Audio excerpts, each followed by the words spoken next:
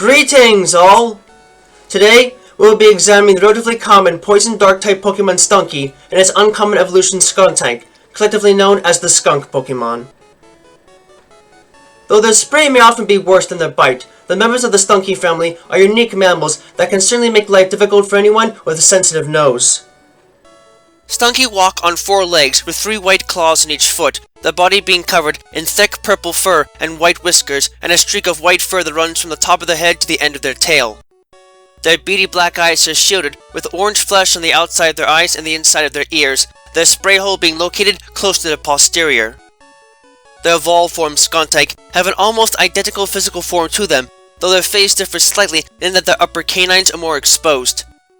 In addition, their tail has now become massive in size and always lays over their back, allowing them to attack with their noxious sprays at a greater distance.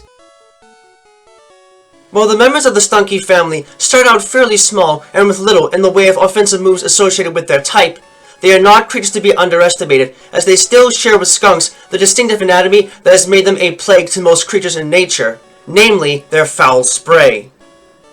When Stunky feel threatened or in trouble, they will raise up their hind legs and release a noxious spray of chemicals from a hole near the base of their tails in an attempt to ward off any attackers aiming for their face.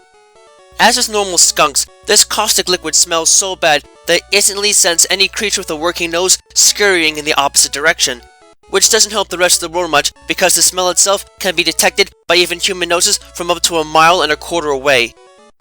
However, as one would expect, the fact that Stunky usually have to raise their hind limbs and turn around to spray puts them at a disadvantage if they can't actually see where they are spraying. Skuntank fixed this problem altogether by modifying the duct they normally spray from and relocating it to the tip of their tail, which is so massive that it has to sit right on top of their body and housed primarily in their stomach to be moved. As such, all of their spray must run through an organic tube near the bone in their tail, which can effectively be squeezed to produce streams of different velocities and lengths. At a maximum distance, a Skuntank can squirt someone from over 160 feet away, which is an amazing feat to say the least for any creature.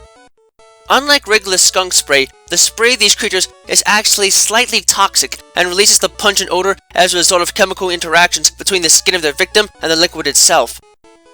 As a result, nothing is capable of actually removing the spray by force, but the liquid will usually dry up completely in about 24 hours if left by a Stunky and will leave no scent trace afterwards. For Skuntank, this process takes several days, with the result varying in its odor depending on their diet, and actually intensifies as the liquid is allowed to fester to the point where it can cause people that smell it to faint instantly.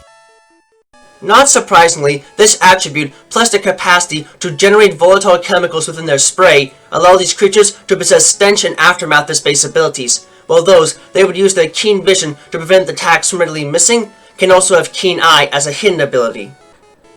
As far as the stats are concerned, in the case of Skuntank, these beasts are not always perfectly suited for intense combat, as most of their base stats fall below average for a fully evolved Poison and Dark-type Pokemon.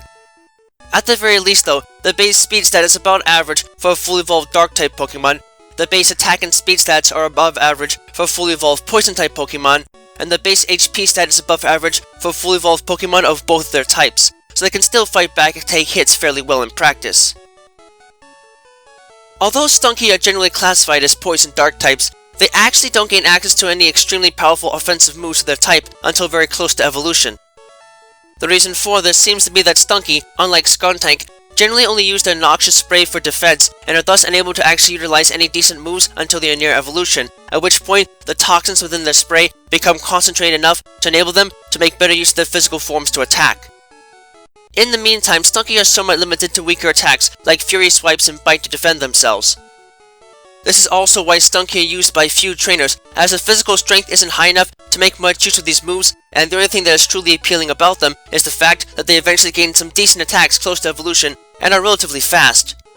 Even so, the fact that Stunky and Skuntank are only vulnerable to ground-type attacks can still make them a viable threat in battle, at least at higher experience levels. When it comes to battling, Skuntank have both advantages and disadvantages in comparison to their pre-evolved form. Aside from better stats and access to a fairly decent Night Slash attack, Skuntank are well noted as being one of the few non-fire type Pokemon able to learn the powerful Flamethrower attack naturally and do so immediately after evolving.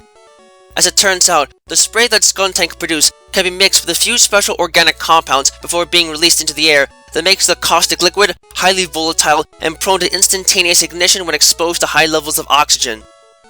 By turning their internal delivery tube into a virtual vacuum beforehand, Skuntank can safely release the toxic spray so as only to have the tip of their tail ignited when the volatile liquid combusts, which works out for them as their fur is partially fireproof to begin with.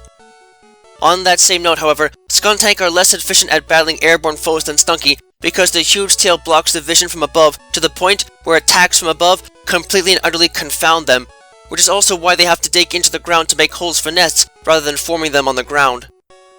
This can more than make them a considerable target in battle and should be a primary concern among trainers bold enough to use these beasts in battle.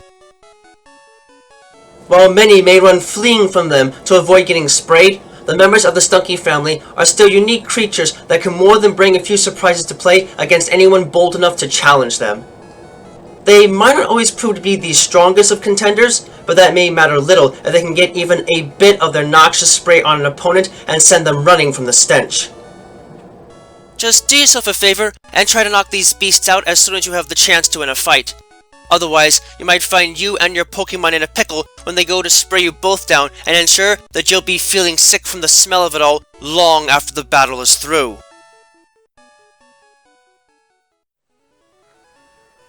Thank you all for watching this video. It is always a pleasure to help teach others about the world of Pokemon and the many facets of it that exist in both the world we call home and the world they call home.